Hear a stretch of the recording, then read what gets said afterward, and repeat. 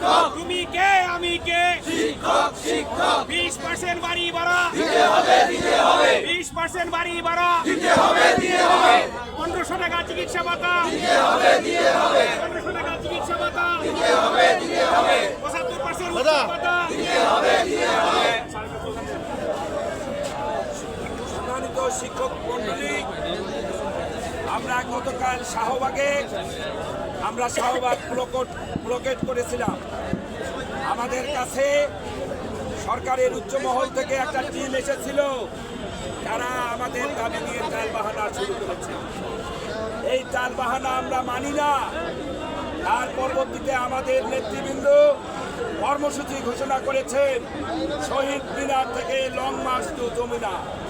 আমরা বাধ্য হয়ে এই কর্মসূচি ঘোষণা করেছি।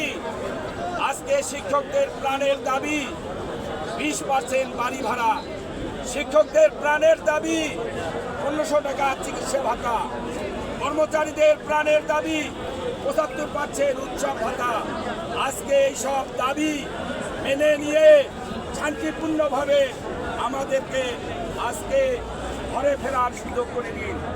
যতক্ষণ পর্যন্ত আমাদের দাবি মানা না হবে, ততক্ষণ পর্যন্ত বাংলার শিক্ষক ঘরে ফিরে যাবে না।